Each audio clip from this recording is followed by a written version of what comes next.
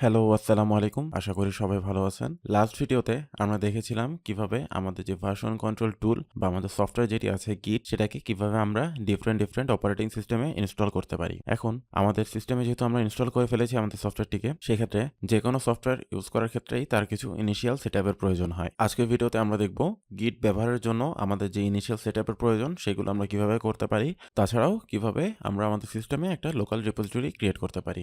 তো চলুন শুরু করা যাক।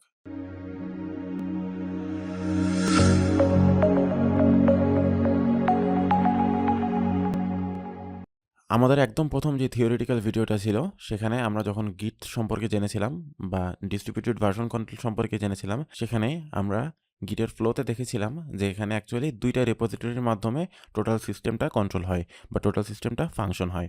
এখন এখানে একটা রিপোজিটরি থাকবে যেটা থাকবে আপনার লোকাল সিস্টেমে, আর একটা রিপোজিটরি থাকবে যেটা থাকবে সার্ভারে। তো এখানে আপনারা কাজটা দুইভাবে করতে পারেন। একটা হচ্ছে আপনাদের লোকাল রিপোজিটরি ক্রিয়েট করে সেই লোকাল রিপোজিটরিতে আপনার প্রজেক্টের সব ট্র্যাকসগুলো সেখানে রেখে পরে আপনার সেটাকে আপনি সার্ভারে যে রিপোজিটরিটা আছে সেই রিপোজিটরির সাথে মার্জ করে দিতে পারেন বা সেটার সাথে লিঙ্ক করে দিতে পারেন। আরেকটা কাজ করতে পারেন, সেটা হচ্ছে আপনার সার্ভারে যে রিপোজিটরি থাকবে সেই রিপোজিটরিটার একটা ক্লোন আপনি আপনার লোকালে নিয়ে আসতে পারেন। একটা ক্লোন বানাই সেটা আপনার লোকালে নিয়ে আসবেন। নিয়ে আসার পরে সেই ক্লোনের ভিতরে আপনি আপনার প্রজেক্টের ট্র্যাকগুলো রাখবেন। দেন তারপরে ওটাকে আবার আপনার সার্ভারের যেই রিপোজিটরি আছে সেটার সাথে মার্জ করে দিবেন। তো এই দুই প্রসেসেই কিভাবে কাজ করা যায় আমরা সেটা দেখব। আস্তে আস্তে শুরু করতেছি, যেহেতু আমরা আজকে একদম প্রথমে দেখার চেষ্টা করব কিভাবে আমরা একটা লোকাল রিপোজিটরি ক্রিয়েট করতে পারি। সেক্ষেত্রে লোকাল রিপোজিটরি ক্রিয়েট করার জন্য আমরা আমাদের ডেস্কটপের উপরেই প্রথমে একটা ফোল্ডার ক্রিয়েট করে নিই। ফোল্ডারের নাম আমরা দিই গিট, দিব না, আচ্ছা গিট ডেমো নামে দিলাম। এখন আমাদের লোকাল রিপোজিটরি ক্রিয়েট করার জন্য আমাদের সবসময় একটা ডিরেক্টরির প্রয়োজন বা একটা ফোল্ডারের প্রয়োজন, যেখানে আমরা আমাদের লোকাল রিপোজিটরিটা সেট করব এবং আমাদের সেই লোকাল রিপোজিটরিটার ভেতরে বিভিন্ন ফাইল থাকবে বা ফাইলের যে চেঞ্জেসগুলো থাকবে সেগুলোকে আমরা স্টেজ আনস্টেজ করে সেটাকে আমরা আমাদের কমিটের মাধ্যমে টোটাল সিস্টেমটাকে আমরা কন্ট্রোল করব, অর্থাৎ আমাদের টোটাল যেই প্রজেক্টের যে ভার্সনগুলো থাকবে সেটাকে আমরা কন্ট্রোল করব। তো সেই ক্ষেত্রে আমরা একটা ফোল্ডার ক্রিয়েট করে নিয়েছি। আমরা দেখতে পাচ্ছি যে ডেস্কটপের ভিতরেই গিট ডেমো নামে আমাদের একটা ডিরেক্টরি ক্রিয়েট করা হয়েছে। এখন এর ভিতরে আমরা আমাদের রিপোজিটরিটাকে ক্রিয়েট করব। এখন রিপোজিটরি ক্রিয়েট করার জন্য আমরা যেহেতু আমাদের ভার্সন কন্ট্রোল সিস্টেমে আমরা আগে বলেছিলাম যে এটা হচ্ছে আমরা কমান্ড লাইনের মাধ্যমে ব্যবহার করব, সেই ক্ষেত্রে আমাদের এখানে কমান্ড লাইন ব্যবহার করার অনেকগুলো ওয়ে আছে। যেমন আমরা এখানে গিট ব্যাশ ইউজ করতে পারি। তাছাড়াও আপনারা চাইলে উইন্ডোজ, যেহেতু এটা আপনার উইন্ডোজ কমান্ড প্রম্পট ইউজ করতে পারেন, অথবা আপনারা উইন্ডোজ যে পাওয়ার শেল আছে আপনারা সেটাও ইউজ করতে পারেন। আমাদের কাছে অ্যাকচুয়ালি অনেকগুলো অপশন আছে। কিছুদিন আগেই উইন্ডোজ কমান্ড প্রম্পট সম্পর্কে আমরা একটা ডিটেলস প্লেলিস্ট করেছি, আমরা সেটার লিঙ্ক আমাদের ডেসক্রিপশনে দিয়ে রাখবো, আপনারা চাইলে ওটা দেখে আসতে পারেন। আমাদের অ্যাকচুয়ালি গিট ব্যাশ বলেন বা পাওয়ারশেল বলেন বা কমান্ড প্রম্পট যেটা বলেন, এইগুলোর যে বেসিক কমান্ডগুলো আছে অলমোস্ট একই। কিছু কিছু ডিফারেন্স আছে, যেই ডিফারেন্সগুলো আমরা আস্তে আস্তে দেখতে পারবো। এখন আমাদের কাছে অনেক অপশন থাকলেও আমরা ইউজ করব গিট ব্যাশ। গিট ব্যাশ ইউজ করার কারণ হচ্ছে গিট ব্যাশে আপনি যে কমান্ড দিবেন বা যে প্রসেসগুলো আপনি এখানে ফলো করবেন, এটা অ্যাকচুয়ালি আপনারা যদি লিনাক্সে যখন ইউজ করবেন বা আপনারা যদি কেউ ম্যাকে টার্মিনাল ইউজ করেন, এই সবগুলোর ক্ষেত্রে জিনিসটা অলমোস্ট সেম আসে। তো সেই ক্ষেত্রে আমরা এখানে গিট ব্যাশ ইউজ করে আমাদের কাজগুলো করার চেষ্টা করব। তো আমরা যখন আমাদের গিট ইনস্টল করেছিলাম তখন সেই সাথে আমাদের গিট ব্যাশটাও ইনস্টল হয়ে গিয়েছিল, সেক্ষেত্রে আমাদের বেশি কিছু চিন্তা করা দরকার নাই। এখন আমরা গিট ব্যাশটা ওপেন করার জন্য আমরা যেহেতু আমাদের ফোল্ডারটা ওপেন করেছি, যে ফোল্ডারে আমরা আমাদের লোকাল রিপোজিটরি ক্রিয়েট করতে চাই, এখানে আমরা মাউসে রাইট ক্লিক করব। রাইট ক্লিক করে আপনি এখানে দেখতে পারবেন যে ওপেন গিট ব্যাশ হেয়ার, এখানে কিন্তু একটা অপশন চলে আসছে।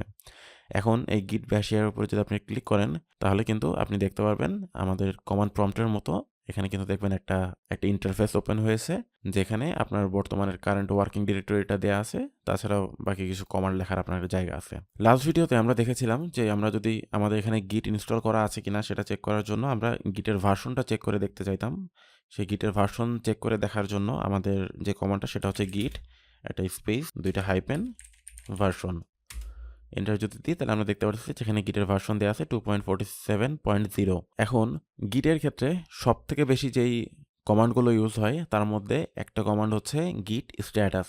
গিট স্ট্যাটাসের মাধ্যমে আমরা চেক করতে পারি আমাদের যে রেপোজিটরি আছে সেই রেপোজিটরির ভিতরে ফাইলগুলোর কি অবস্থায় আছে বা সেটা সম্পর্কে যদি আমাদের কিছু আপডেট দরকার হয়। এখন এখানে যদি আমরা গিট স্ট্যাটাস কমান্ডটা দিই তাহলে কিন্তু দেখতে পারতেছেন এখানে একটা আউটপুট আসছে যে নট এ গিট রিপোজিটরি, মানে এখানে কিন্তু কোনো গিট রিপোজিটরি নাই। আমরা বলেছিলাম যে গিট স্ট্যাটাসের মাধ্যমে আমরা গিট রিপোজিটরির স্ট্যাটাসটা দেখতে পারবো। তাহলে আমাদের যেহেতু গিট রিপোজিটরি নাই, সেক্ষেত্রে আমাদের এখানে একটা গিট রিপোজিটরি ক্রিয়েট করতে হবে। তো আমি আগে বলেছিলাম গিট রিপোজিটরি ক্রিয়েট করতে হয় একটা ডিরেক্টরির ভিতরে বা একটা ফোল্ডারের ভিতরে। তো আমরা আছি গিট ডেমো এই ফোল্ডারটার ভিতরে, যেটা ডেস্কটপের ভিতরে আছে।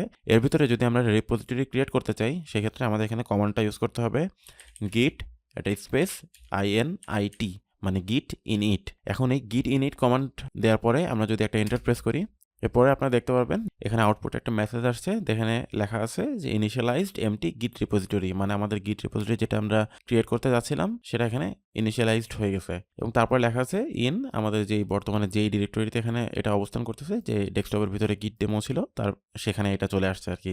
এখন লাস্টে আমরা একটা জিনিস দেখতে পারতেছি যে এখানে ডট গিট নামে কিছু একটা আসছে। এখানে ডট গিট নামে আরেকটা ডিরেক্টরি এখানে ক্রিয়েট হয়েছে, বাট সেটা যদি আমরা এখানে গ্রাফিক্যালি দেখার চেষ্টা করি, সেটা কি এখানে আছে? সেটা এখানে নাই। এটা না থাকার কারণ হলো এই ডট গিট এটা হলো অ্যাকচুয়ালি একটা হিডেন ডিরেক্টরি, এন্ড এইটাকেই আপনি আপনার রিপোজিটরি হিসাবে চিন্তা করতে পারেন। এখন এই হিডেন ডিরেক্টরিটা আমরা পাবো কিভাবে? আমাদের ইন্টারফেসে একদম উপরের দিকে যদি একটু খেয়াল করেন, এখানে একটা ফাইল হোম শেয়ার ভিউ, এর ভিউতে যদি আপনারা একটা ক্লিক করেন, ক্লিক করলে দেখবেন এখানে হিডেন আইটেমস নামে একটা অপশন আছে, যেখানে এটা আনচেকড অবস্থায় আছে।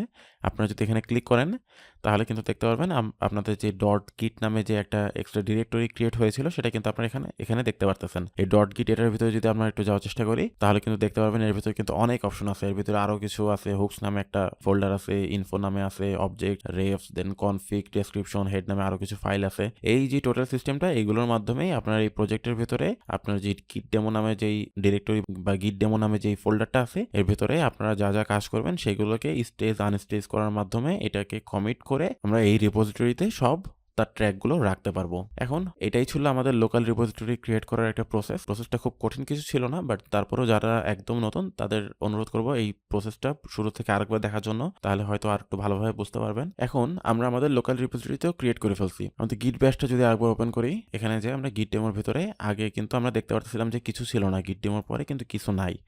বাট এখানে কিন্তু আপনি একটা জিনিস দেখতে পাচ্ছেন, এখন একটা মাস্টার। এই মাস্টার কি?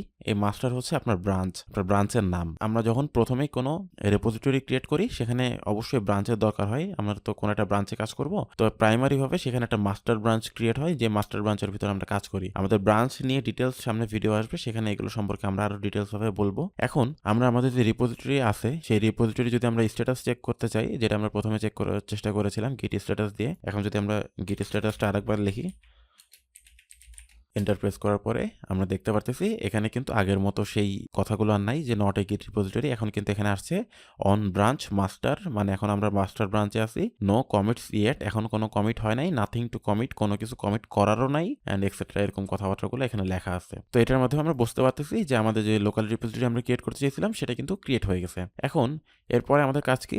এরপরে হচ্ছে আমরা বিভিন্ন এখানে ফাইল রাখবো, সেই ফাইলের ভিতরে আমাদের কোড থাকবে বা বিভিন্ন টেক্সটও থাকতে পারে, যে কোনো কিছুই থাকতে পারে। সেগুলোকে আমরা বিভিন্নভাবে ট্র্যাক করব, সেটার বিভিন্ন আমরা কমিট করব। এখন আমরা যে কাজগুলো করব, এই কাজগুলো করার জন্য আমাদের যে সিস্টেম আছে, সেই সিস্টেমটাকে তো আমাদের বলতে হবে যে এই কাজটা অ্যাকচুয়ালি কেউ একজন করতেছে, তাই না? এখন এই কাজটা করার জন্য আমাদের এখানে একটা ইউজার আর একটা ইমেল এখানে সেট করতে হয়। সেই ইউজার আর ইমেল যদি আপনি সেট না করেন, তাহলে আপনি কিন্তু এখানে ট্র্যাক করতে পারবেন না যে এই চেঞ্জেসগুলো করতেছে কে বা এইগুলো অ্যাড করছে কে। তো সেটার জন্য আমাদের দুইটা কমান্ড ইউজ করতে হবে। কমান্ডগুলো কঠিন না, বাট একটু বড় আছে, একটু মনোযোগ সহকারে দেখার চেষ্টা করবেন। কমান্ডের প্রথমে হচ্ছে আমাদের সেট করতে হবে আমাদের যে ইউজার আছে, সেই ইউজারের একটা নেম। তাহলে সেটার জন্য আমরা কি দেব? সেটার জন্য আমাদের কমান্ডটা হচ্ছে গিট কনফিগ দুইটা হাইপেন গ্লোবাল, আমরা গ্লোবালি সেট করতে যাচ্ছি। দেন এরপরে দিবেন ইউজার ডট নেম, এরপর আর একটা স্পেস দিয়ে আপনার এখানে কোটেশন মার্কের ভিতরে আপনি আপনার ইউজার নেমটা লিখে দিবেন। আমাদের ইউজার নেম হচ্ছে টেকডাউন, আর একটা কোটেশন মার্ক দিলাম, শেষ। এখন আমরা যদি এন্টার প্রেস করি, তাহলে কিন্তু দেখতে পাচ্ছি যে আমাদের এখানে ইউজার নেমটা সেট হয়ে গেছে, কোনো এরর এখানে ব্যাক দেয় নাই। এরপরে আমাদের কাজটা হচ্ছে, আমরা তো গ্লোবাল ভাবে আমাদের একটা ইউজার নেম সেট করছি আমাদের গিটের কনফিগের মাধ্যমে। এরপরে আমাদের কাজ হচ্ছে আমাদের একটা ইউজারের একটা ইমেল সেট করতে হবে। সেটার জন্য আমাদের কমান্ড হচ্ছে গিট কনফিগ দুইটা hyphen global user dot email, তারপর একটা স্পেস, দেন ইনভার্টেড কমা। এরপরে আপনার যে ইমেলটা আছে, সেই ইমেলটা আপনারা দিয়ে দেবেন। আমাদের ইমেলটা হচ্ছে takedown.bd@gmail.com। gmail.com। ওকে, এরপরে আমরা এন্টার প্রেস করব। এন্টার প্রেস করার পরে দেখছেন কোনো এরর মেসেজ আসে নাই। তার মানে আমাদের এখানে গ্লোবালি আমাদের যেই ইউজার নেম ছিল, ইউজার ইমেইল ছিল, সেই দুইটাই কিন্তু সেট হয়ে গেছে। এটা এখন পর্যন্ত আমাদের কাছে কোনো এরর আসে নাই, বাট আমরা যখন কোনো কমিট করতে যাইতাম তখন কিন্তু আমাদের কাছে এরর আসতো। এরর আসতো এটা বলেই যে আপনি অ্যাকচুয়ালি কে সেটা হচ্ছে আপনি ডিসক্রাইব করেন। তার জন্য তখন তারা কিন্তু আমাদের এই কমান্ডগুলো সাজেস্ট করে দিত যে আমাদের গিট কনফিগে যে আমাদের ইউজার নেম এবং ইউজারের ইমেলটা সেট করার জন্য। তো আমরা আমাদের ইউজার নেম আর ইউজার ইমেলটা আগে সেট করে ফেললাম। তো এরপরে যখন আমরা আমাদের ফাইলগুলো বা আমাদের চেঞ্জেসগুলো ট্র্যাক করব, স্টেজে নিব এবং ওটাকে কমিট করব, তখন আমাদের এই ধরনের আর কোনো এরর আসবে না। তো এইগুলোই ছিল আমাদের গিট ইউজ করার জন্য আমাদের প্রাইমারি সেটআপ, এবং এই প্রসেসের মাধ্যমে আমরা আমাদের গিটের লোকাল রিপোজিটরি ক্রিয়েট করে থাকি। সামনের ভিডিওতে আমরা দেখার চেষ্টা করব কিভাবে আমরা আমাদের ফাইলগুলোকে বা কোডগুলোকে আমরা ট্র্যাক করতে পারি, সেগুলোকে আমরা স্টেজে নিয়ে যেতে পারি এবং কমিট করার মাধ্যমে সেটার একটা হিস্টোরি আমাদের কাছে স্টোর করতে পারি। সামনের ভিডিওগুলো দেখার জন্য অনুরোধ থাকলো। সবাই ভালো থাকবেন। আসসালামু আলাইকুম।